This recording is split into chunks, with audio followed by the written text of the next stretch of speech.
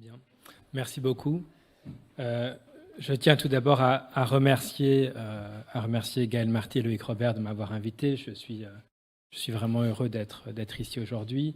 Je suis désolé de ne pas avoir pu être là hier, mais j'ai pu quand même suivre une bonne partie de la journée grâce à la diffusion sur Internet. J'ai choisi de tenir un propos peut-être un peu plus général que ce que j'avais prévu à l'origine, parce que ça m'a semblé un peu plus approprié. J'avais choisi un titre, de toute façon, peut-être assez abscon pour qu'on ne s'en rende pas trop compte, donc c'est pas très très grave. Mais donc ce que je vais essayer de faire, c'est simplement de proposer une réflexion assez, qui n'est pas forcément très, très originale, mais une réflexion sur la façon dont on peut étudier le conflit qui se déroule devant le juge. Sur la manière, en quelque sorte, dont on peut l'étudier et sur les conséquences qu'on peut en tirer. Il me semble, ce que je défendrai, c'est qu'il faut voir ce conflit, cette controverse, comme quelque chose d'instituant, comme ayant une dynamique instituante et s'intéresser en quelque sorte à ce qu'elle produit. Et en cela, cette façon de voir la controverse s'oppose peut-être à une autre façon de voir la controverse, et je reprends cette opposition à un sociologue qui s'appelle Cyril Lemieux, une autre façon qui désigne comme l'approche classique, qui voit dans le processus conflictuel essentiellement un révélateur, au sens photographique, de rapports de force, de positions en quelque sorte qui sont déjà définies par avance. Et au contraire, il oppose à cette approche une autre approche qui est celle que j'adopterai, qui est de s'intéresser avant tout à la dimension instituante de la controverse, à sa dimension performative, à s'intéresser en quelque sorte à ce qu'engendrent les processus conflictuels et à la manière dont ils les engendrent. Et je vais le faire en suivant 3 points dans ma présentation. Tout d'abord, je dirais simplement un mot sur le fait que la controverse se déroule a priori dans une certaine langue. Ensuite, je reviendrai de manière un peu plus précise sur ce que j'entends par la dimension instituante de cette controverse.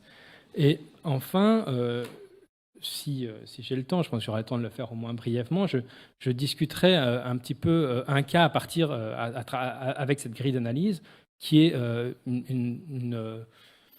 on pourrait dire une figure d'argumentation qui est assez typique du droit de l'Union européenne, qu'on ne retrouve peut-être pas uniquement dans le droit de l'Union européenne, mais qui est assez typique du droit de l'Union européenne, et qui est ce qu'on peut appeler les oppositions imbriquées. Donc, premièrement, la controverse se déroule dans une certaine langue. C'est quelque chose qui est assez banal. Enfin, c'est assez banal, en fait, de dire ça. Lorsque vous argumentez devant le juge de l'Union européenne, eh bien, vous allez formuler, en quelque sorte, vos arguments dans ce qu'on pourrait appeler la langue du droit de l'Union européenne. Et par là, j'entends de manière assez large tout un ensemble de concepts importants, comme, je ne sais pas, la primauté, l'effet direct, un ensemble aussi de figures types de raisonnement. On en a évoqué un certain nombre. La proportionnalité, c'en est un exemple, mais on pourrait aussi parler, je ne sais pas, de la figure de l'entrave à la circulation, de la justification des mesures entravantes. C'est aussi un ensemble de distinctions, comme par exemple la distinction entre discrimination directe ou indirecte, etc. Enfin, de manière très large, mon propos, c'est vraiment d'entendre de manière très large cette langue du droit de l'Union. Ce que je veux dire simplement, c'est que lorsque vous parlez devant le juge, vous rentrez dans un certain jeu de langage. Et il va vous falloir parler d'une certaine façon. Et parler cette langue, c'est quelque chose qui est contraignant. C'est quelque chose qui est contraignant, c'est-à-dire que cette langue, il me semble, elle ne doit pas être vue comme un simple médium, comme un simple outil qui permettrait, en quelque sorte, de poursuivre ou d'atteindre des buts qui seraient complètement définis par ailleurs. Cette langue, en quelque sorte, elle permet de faire tout un ensemble de choses, elle permet de dire tout un ensemble de choses et de faire tout un ensemble de choses, mais elle limite aussi, et c'est le revers de la même médaille, elle limite aussi ce qui peut être dit et ce qui peut être pensé, même on pourrait dire ce que l'on peut vouloir dire ou vouloir faire. Cette observation, c'est une observation qui a été faite dans des contextes très différents, qui est aussi assez classique, et j'emprunterai un exemple qui se trouve en dehors du droit de l'Union européenne, qui est emprunté au philosophe Robert Brandom, qui dit, parce que je trouve ça un exemple assez parlant, il dit, par exemple, un empereur romain, aussi bien intentionné soit-il, ne pourrait pas vouloir défendre les droits fondamentaux. Hein, tout simplement parce qu'il ne dispose pas de tout l'appareil conceptuel, en quelque sorte, qui lui permettrait de vouloir cela. Si on prend des exemples en droit européen, il y a tout un ensemble de controverses ou de conflits qui sont structurés, qui sont formulés dans les termes du droit de l'Union européenne et qu'on ne pourrait pas formuler sans justement tout cet appareil conceptuel particulier. On en a peut-être évoqué d'ailleurs certains exemples. Il y a beaucoup de cas qui ont été mentionnés qu'on pourrait prendre comme exemple.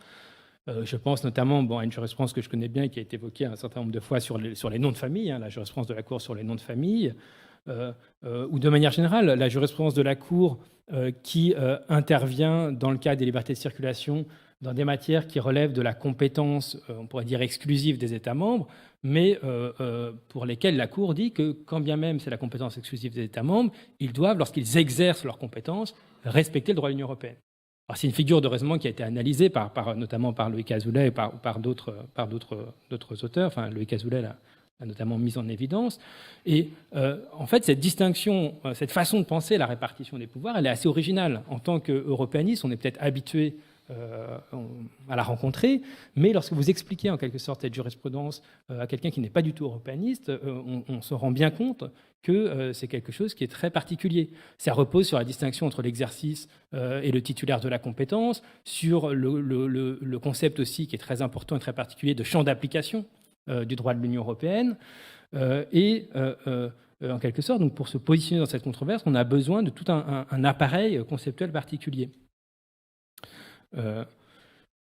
Pour prendre un autre exemple qui a été aussi discuté tout à l'heure, je ne vais pas prendre cet autre exemple parce que je ne veux pas dépasser trop le temps, pardon.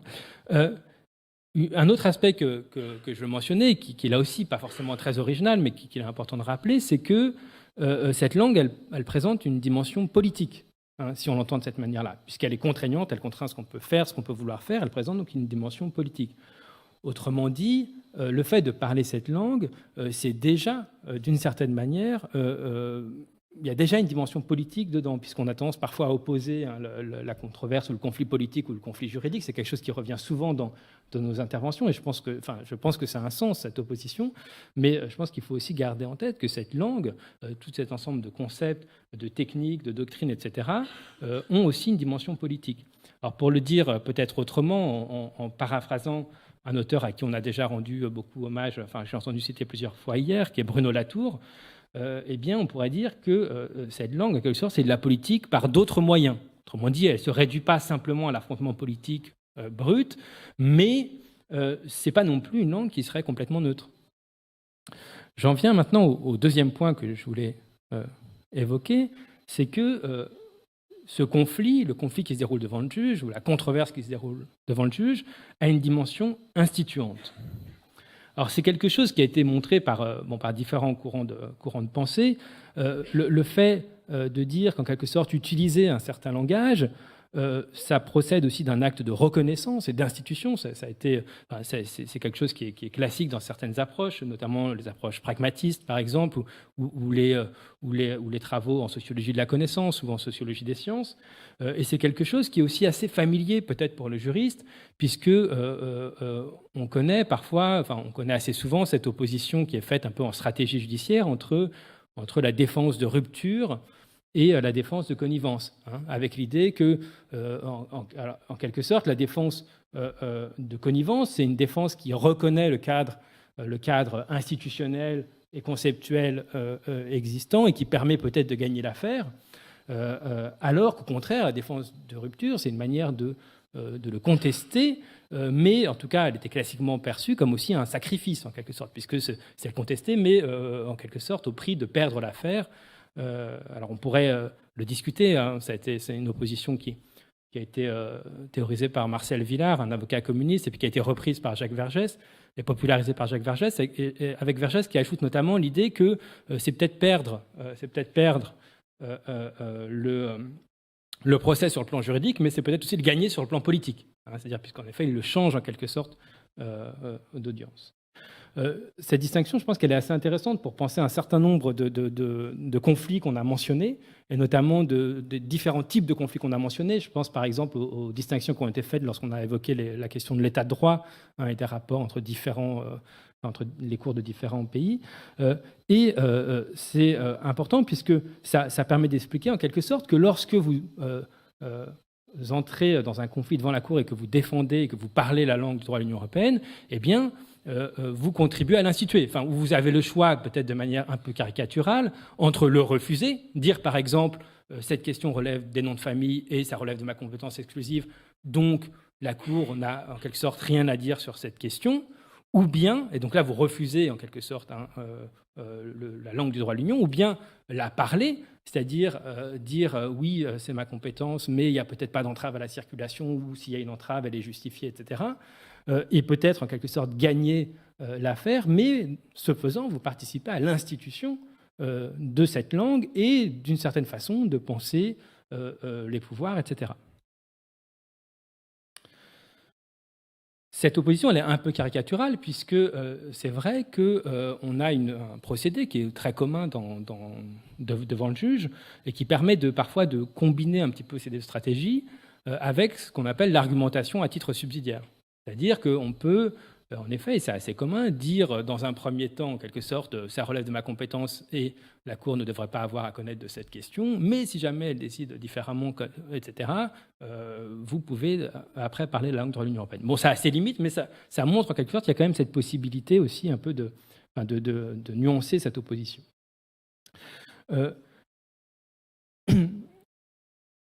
Lorsque l'on parle donc de cette langue de droit de l'Union, ça a certes un effet de reconnaissance, mais ça a aussi un effet qu'on pourrait dire, qu'on pourrait qualifier de transformateur ou qui conduit à modifier peut-être aussi cette langue. Autrement dit, la langue dont je parle depuis le début, cette langue de droit de l'Union, ce n'est pas forcément quelque chose qui est figé, qui n'évolue pas. Et le fait de parler cette langue, d'utiliser ces concepts, ça peut être aussi dans un but de les modifier en quelque sorte, de les transformer.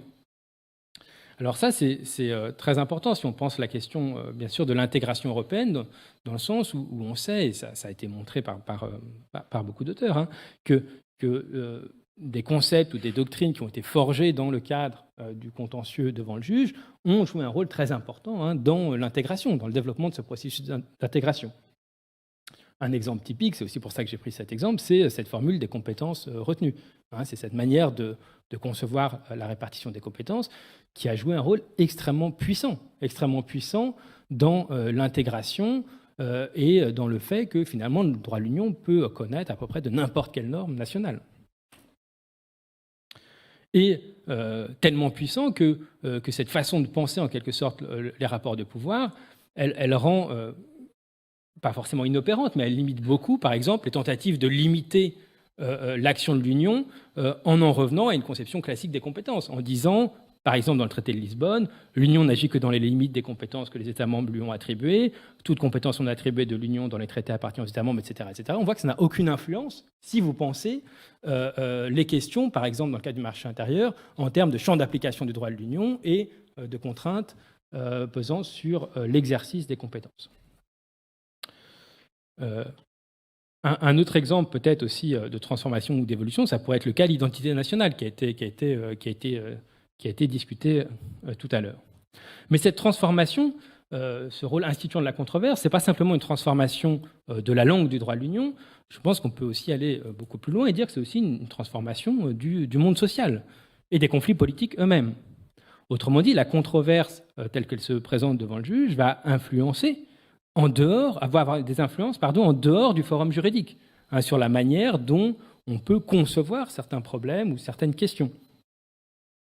C'est ce qu'on appelle parfois la dimension constitutive ou institutive du droit, qui a été développée par certaines approches, notamment par les approches critiques aux États-Unis, puis par l'approche conscience du droit, en montrant en quelque sorte que la manière dont les débats se déroulent juridiquement, dont ils se déroulent devant le juge, peut avoir un effet extrêmement important sur la manière dont certains problèmes politiques sont conçus en dehors des prétoires.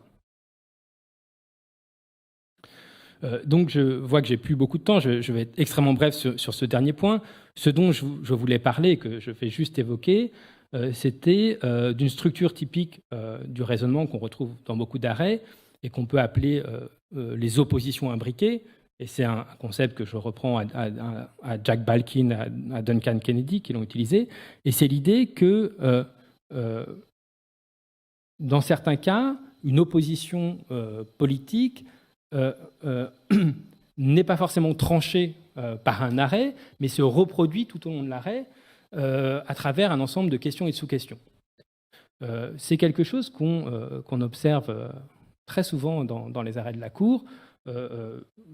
Pour prendre vraiment l'exemple très rapidement, on peut parler de cas qui ont été là aussi mentionnés un certain nombre de fois sur, par exemple, différentes conceptions de l'ordre public, avec, on pourrait dire, une conception plutôt européenne de l'ordre public qui s'opposerait à une conception de l'ordre public qui serait propre à chaque ordre public, ordre national. C'est quelque chose qu'on retrouve dans beaucoup d'arrêts. On a évoqué les arrêts sur les noms de famille, on a évoqué l'arrêt Oméga, il y a aussi l'arrêt JY sur la révocation de l'assurance naturalisation qui a été évoqué. À chaque fois, on retrouve en fait dans ces arrêts ces oppositions. Et cette opposition, en fait, dans l'arrêt, on la retrouve à plusieurs moments, en quelque sorte, et le juge, il doit trancher, on pourrait dire, plusieurs fois cette opposition, mais sans jamais complètement la résoudre. Je ne vais pas le présenter beaucoup plus parce que je ne veux pas trop exagérer, je vois que j'ai déjà un petit peu dépassé le temps, et je conclurai simplement en disant que ce qui me semble assez important de garder en tête, c'est que le fait d'exprimer ces conflits dans la langue du droit de l'Union européenne devant le juge peut conduire à les masquer. C'est quelque chose qui a beaucoup été discuté. Beaucoup d'interventions ont discuté cette façon de masquer le conflit, de les dépolitiser parfois. Mais je pense qu'elle conduit aussi, il faut aussi, c'est important de le voir, à les transformer. Pas simplement à les masquer. En quelque sorte, elle ne masque pas simplement quelque chose qui sera existant en dehors d'elle. Ça contribue aussi à les transformer. Et d'ailleurs, peut-être plus que vraiment une sorte de dépolitisation. C'est vrai que je comprends ce qu'on veut dire lorsqu'on dit que ça les dépolitise, mais en fait, je pense que ce qu'il est important, peut-être, c'est pas simplement d'aller chercher une expression plus claire et nette de ces conflits de manière politique, comme on l'a souvent appelé de nos voeux, c'est aussi peut-être de penser la dimension politique de cette langue du droit de l'Union, la dimension politique, en quelque sorte, de cette dépolitisation. C'est-à-dire, pour le dire différemment, un peu de repolitiser peut-être notre lecture de la langue du droit de l'Union, de ses concepts, de ses doctrines, etc., plutôt que de le voir simplement comme une sorte d'espace neutre qui prendrait la place du débat politique. Voilà, je m'arrêterai là. Je suis désolé d'avoir un peu dépassé.